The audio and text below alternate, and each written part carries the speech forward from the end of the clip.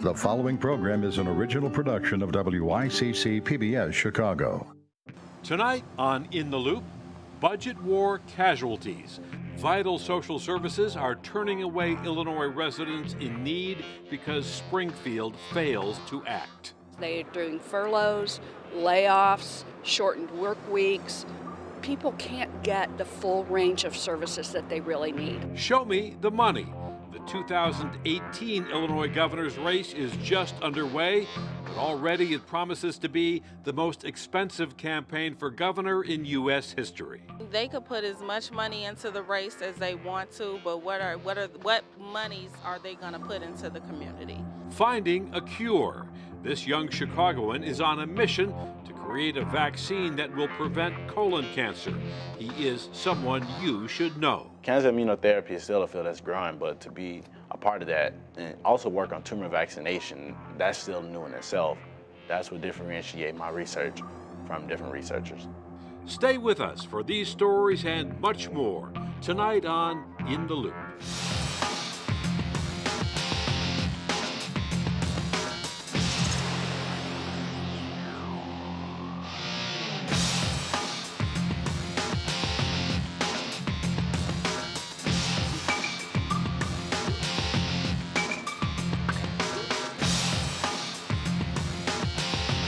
Good evening. I'm Chris Bury. The battle between Governor Bruce Rauner and Democrats who control the state legislature has left the nation's fifth largest state without a real budget for nearly 2 years. While Illinois political leaders fail to find common ground, hundreds of domestic violence victims are at risk of losing the services they need to escape the abuse.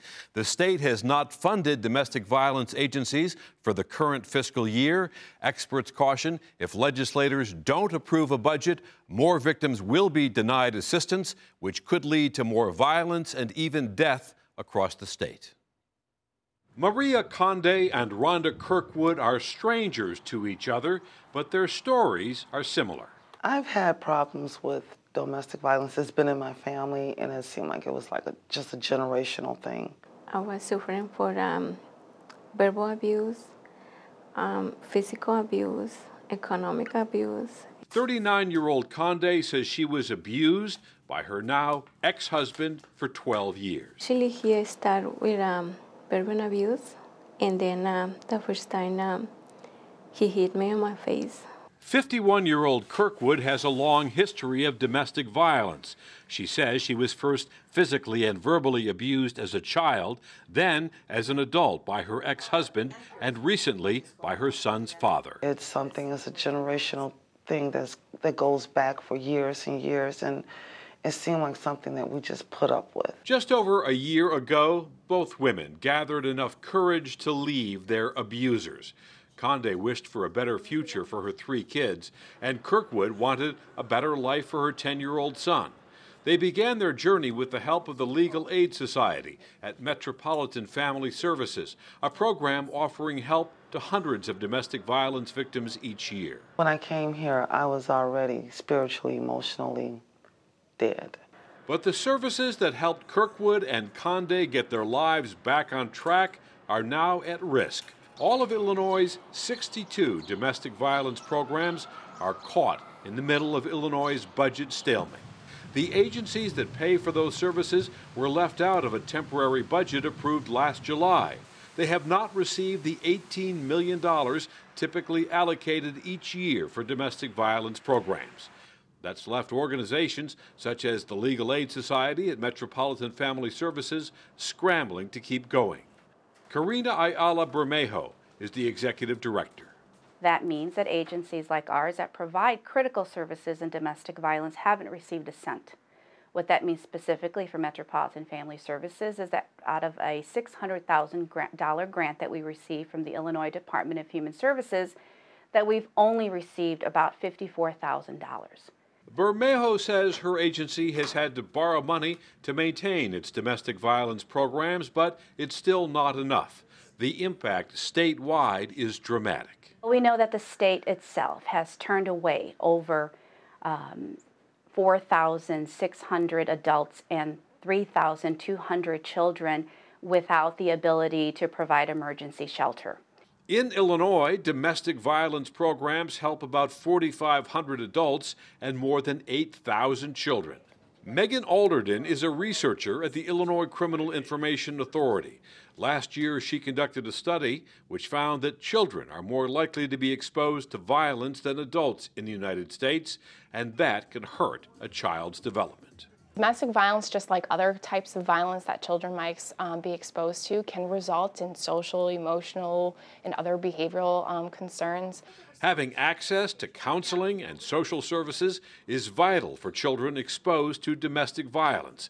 Vicki Smith, the executive director of the Illinois Coalition Against Domestic Violence, worries far more domestic programs will disappear as service providers across the state struggle to stay open.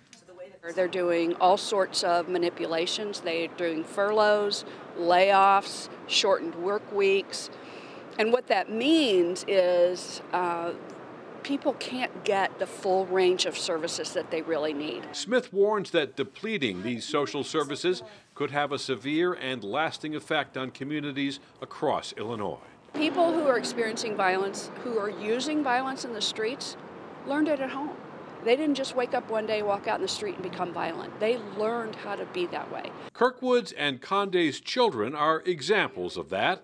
Both mothers say they were motivated to seek help after seeing the effects domestic violence were having on their families.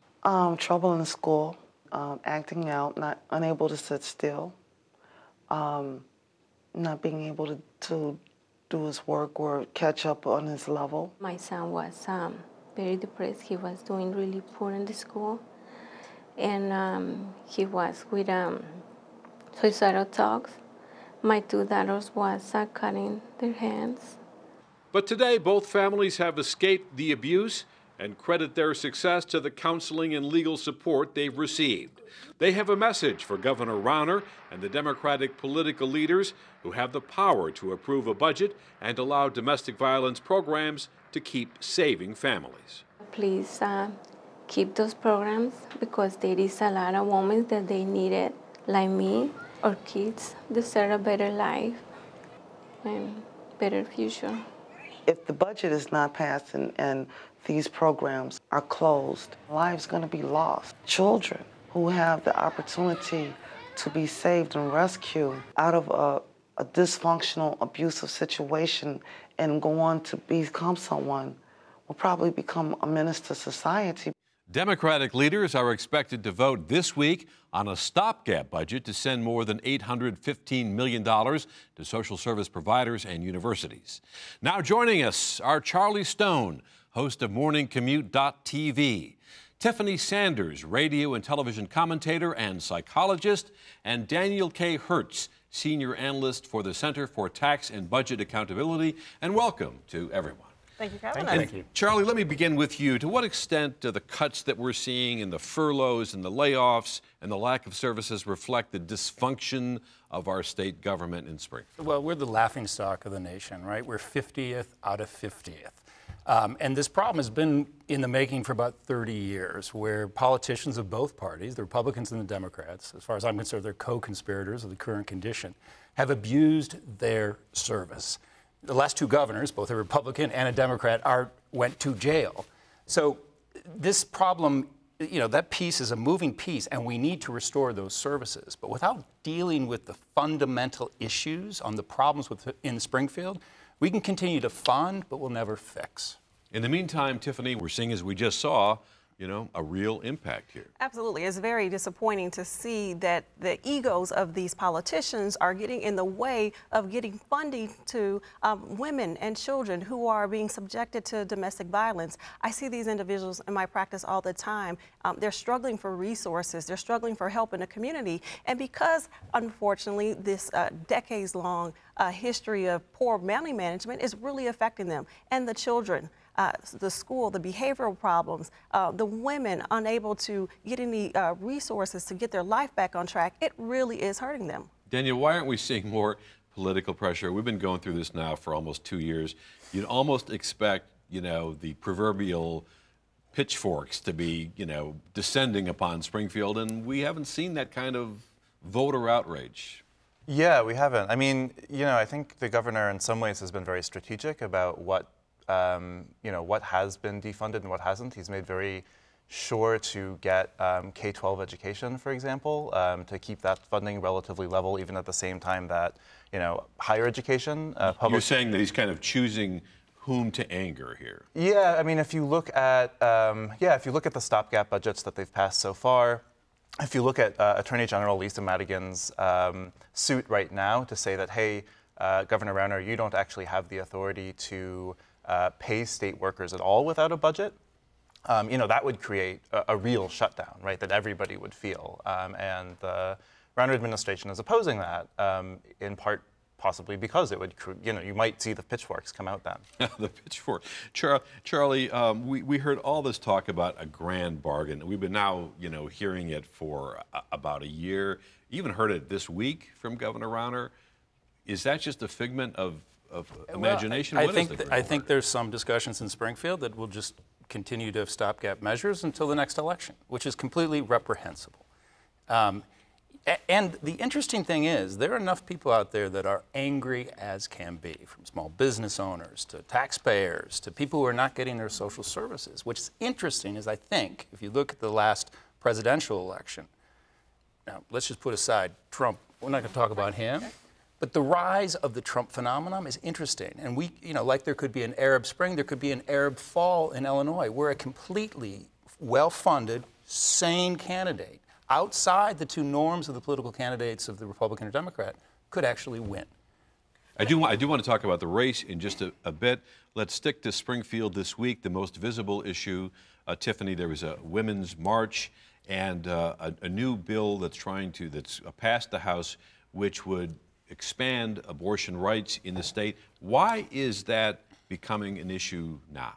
Well, I'm excited that my sisters went out to protest the fact that, our reproductive rights are being determined by other people. But I really would have loved to see these women protesting prior to Rauner getting elected or Trump getting elected. Because there's this fear that we have this new Supreme Court justice and it's going to be more conservative, women are now coming out in droves to say, hey, don't touch our reproductive organs or our ability to do what we want with our bodies. But these women should have been out months, if not years ago. And unfortunately, they sat on the sideline. They didn't talk to their sisters, they didn't talk to their friends in other states. And so now they're reacting instead of being proactive.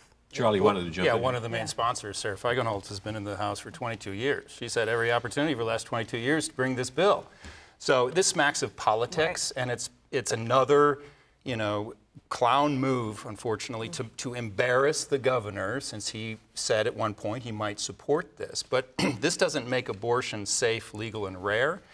This makes abortion safe, legal, and free, which for some people, whether people of faith, Christians, Muslims, whatever it might be, they do not want their tax dollars to be used for this. Well, 40,000 abortions, it could cost up to $60 million. $60 million that could fund social service.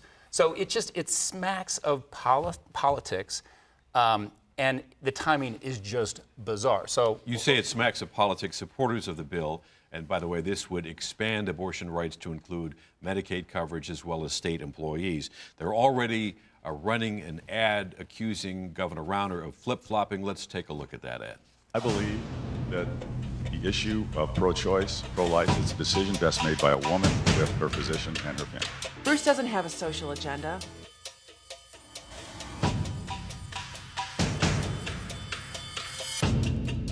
Governor Rauner announced he would veto House Bill 40. This is an issue of women's rights, family rights. Daniel, what about the politics of this?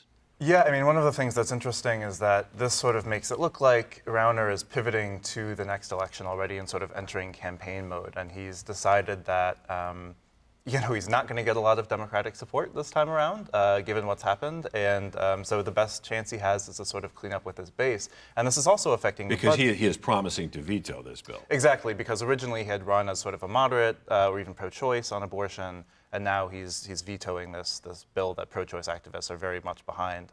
But this also affects the budget because for up until pretty recently, Rauner had acknowledged that there's really no way to close the budget deficit without both some cuts and additional revenue. And he's now basically campaigning against any new taxes, which makes it really hard to imagine how we could get out of this budget crisis. The problem is that he ran as a moderate, and people gave him a chance, and he's been in office 2 years, and he has gotten nothing accomplished. And so now you have to play to your base, and those people that may have supported you are now going to look at you like, what are you doing? You're flip-flopping. We don't want a governor who's a flip-flopper. We want a governor who's going to stick to what his promises were, and so this looks bad on Bruce Rauner. Well, let's talk about the governor's race, and let's talk about money, because several news organizations have already now calculated, based on what has been spent, that in Illinois next year we're going to have the most expensive governor's race in U.S. history, and we're only the 5th largest state.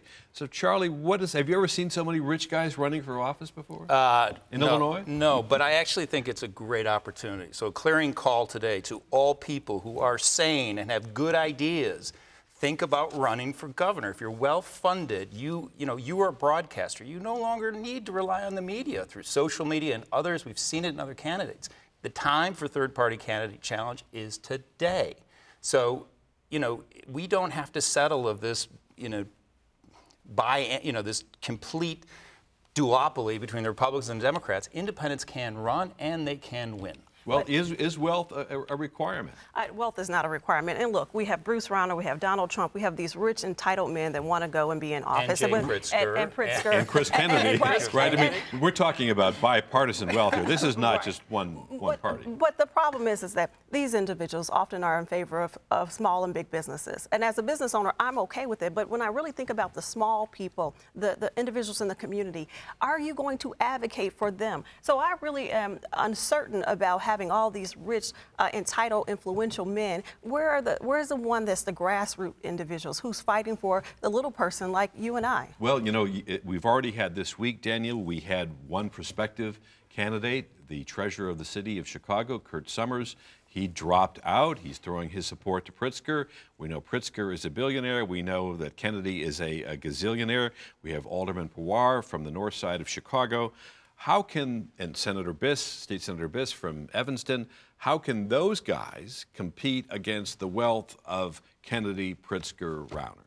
Yeah, that's a really good question. And clearly, Alderman Pawar and State Senator Biss have sort of gently so far tried to almost use that to their advantage and say, in some subtle ways, sort of portray Pritzker and Kennedy as being in the same phenomenon as Rauner and Trump, as these, multi-millionaire, billionaire people who are just running on their own money. But I'd also say there's something unseemly about spending $60 million already 18 months before the election when as we just saw, social service agencies are going under for want of $400,000. Well, you're leading exactly into my next question, which isn't it a little disconcerting when you're having what's going to be hundreds of millions of dollars spent saturating, Illinois with TV and radio ads when the state can't get its act together to pass a simple budget?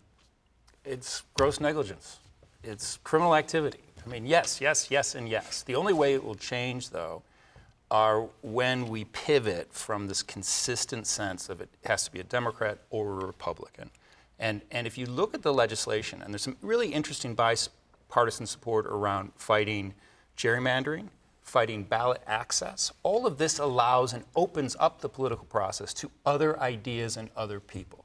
If we can attack that, we can actually improve things. But if we continue to rely on the same old Republican, Democrat, I mean, you've got 2 years of proven that nothing changes. Yeah. But I was going to say, you can raise $60 million, you can use your own funds, but once you get in office, what's going to happen? Bruce Rauner had tons of money prior to on the previous election, and you're doing the exact same thing. You're raising money, but when you get in office, what is it going to do? I'd really rather see that we get away from these entitled business owners who feel like they're going to change government. We really need individuals that know and understand politics and how to get the job done. Yeah, and I would also just add, I'm obviously in favor of open political systems, but we have 49 other states that are run by Democrats and Republicans. They all have budgets. They should be able to get this done.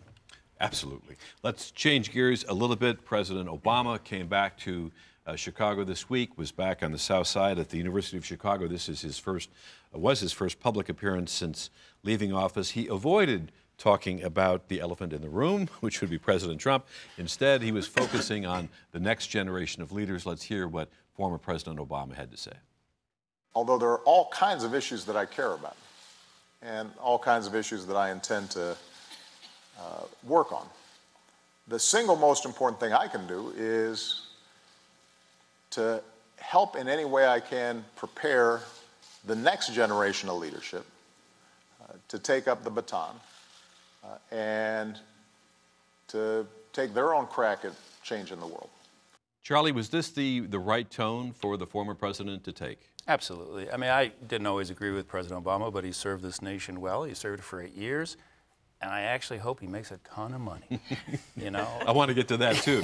But Tiffany, a lot of Democrats were hoping, you could see it on Twitter and social media, they really wanted President Obama to get up there and smack the current president around a little bit, and he disappointed them. It was disappointing, and I'm excited he's talking to the young people to inspire them, but talk to the base who supported you. Talk to the base who feels upset and disenfranchised now that we see that Donald Trump's in office. Give us leadership and guidance, and the fact that he came home, great, that was all good to see, but you forgot to talk to your base. Talk to us about, you know, Russia and what you have tried, what you did to, you know, put spotlight on that. But Barack Obama, it was great to see him, but he could have covered more, and he should have taken a jab at him. Show us a fiery side. I think there's a grand tradition of ex-presidents not criticizing current presidents. That's, you know, been a consistent policy. So he's actually showing some class, and agree with you, like he would be a major force to criticize Trump. That said, he's no longer the president. I appreciate class, I really do, but you need to galvanize your party. You need to pull us back together. You are our true leader at the moment, and you just left office with great ratings. Please do a little bit more than just talk to the young people. Well, Daniel, what about the substance of what he said, that he really does want to leave that fight to the next generation? Yeah, I think that's interesting. I mean, one of the things that I think is interesting is sort of what his relationship is going to be with Chicago now. You know, he's been the hero for the city, but with plans for the library on the South Side, you know, there's now community groups organizing, not exactly against it, but, you know, trying to demand a community benefit agreement. And so in, you know, in some ways, the next generation of leadership is already working to challenge him and to challenge him to step up. And Charlie mentioned money.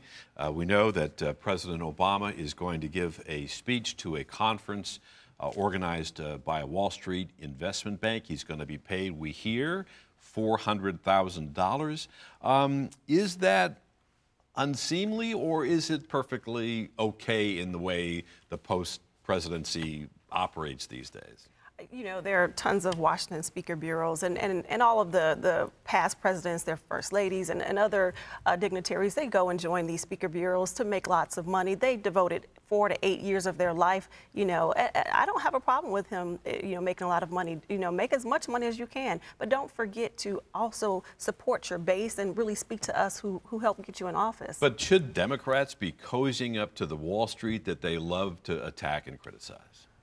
Yeah, I mean, clearly this is sort of standard operating procedure for politicians after they've served like this. On the other hand, you know, Obama ran as a different kind of politician, and he ran, you know, in some ways as a politician with more integrity and sort of more ethical remove from that. And so I think it's unfortunate for that part of his legacy that he's choosing to go this path. Charlie, Hillary Clinton got hammered for giving speeches to Goldman Sachs. And she didn't even get as much money as Obama's going to get. Well, if Obama was running for something, he would be hammered as well. I'm fascinated by all presidents and their retirements, and I think we were talking in the green room. One of the potential things, and it's been done before, is that President Obama seeks the Supreme Court, depending upon what happens in 4 to 8 years. So I think he will make a ton of money, and Godspeed in that journey. But he's a formidable force, and he will be around, and you know, I don't think we've seen the last of his public service. Daniel, you touched on his relationship to Chicago, and we just have a few seconds left. And Tiffany, I'll put this to you. Do you see the Obamas coming back? Sasha's going to graduate from high school. They're going to stay in Washington. Do you see him ever coming back to Chicago, or is this phase of his life over? I think this phase of his life is over. He's going to come in, make these appearances, smile at us, and get us excited, but he's not coming back home. He's gotten too big for Chicago. I think so. As much as we want him, it's probably not safe for him or his family, or even do we want the Chicago traffic and the hassle? And no. the helicopters yes, and all that. Right. All right, on that note, we have to wrap it up. Thanks to our guests, Charlie Stone, Tiffany Sanders, and Daniel K. Hertz. Now the kind of story we love to see about a young person in Chicago truly making a difference in the lives of others. Kevin Stonewall Jr. is not even out of college, and already he's dedicating his young career to fighting colon cancer, the second largest cause of death for men and women in the United States. Kevin Stonewall Jr. has been making headlines as one of the country's up-and-coming young scientists. He was only 17 years old when he discovered a potential vaccine for colon cancer, and the medical field took notice. Shortly after my junior year of high school, I applied for several internships throughout the city, and I had an internship at Rush University Medical Center in downtown. And from there, that was probably like the best summer of my life. So I actually spent my first 3 weeks of the summer reading up on cancer, and that was a time for me to really explore myself in the material and get used to what I was going to be doing. Now 22 and a top student at the University of Wisconsin-Madison, Stonewall set himself apart from his peers by thinking differently. Typically, when we think about different cancer approaches, we think about radiation, surgery, or chemotherapy. You don't really hear people talk about cancer immunotherapy. So cancer immunotherapy is still a field that's growing, but to be a part of that and also work on tumor vaccination, that's still new in itself. That's what differentiates my research from different researchers. At his young age, Stonewall has also started to think about how growing older can affect a person's ability to fight colon cancer. Our research showed that when you use a tumor vaccine for a younger group of mice particularly, when you challenge those mice with cancer cells, a week after giving them a vaccine, 100% of those mice will, in fact, survive and defeat cancer for colon cancer. Stonewall's findings have won him several awards and an opportunity to participate in the Intel International Science and Engineering Fair. And they told me, "You inspire me," and that was kind of like nice to hear. Stonewall became fascinated with science at an early age. For him, lab equipment and biology books were much more exciting than video games. I remember it was 5th grade. We were just learning about the microscopes. And for me, that day was probably one of the best days of my life. I was almost like that engineering kid, but once I got the microscope, then everything went kind of from there. With 1 semester left before receiving his undergraduate degree, Stonewall has big plans to further his study in science. Well, after I graduate college, I'll be going to medical school. And I'm excited for that. And I'm looking forward to the day I'll be called Dr. Kevin Stonewall.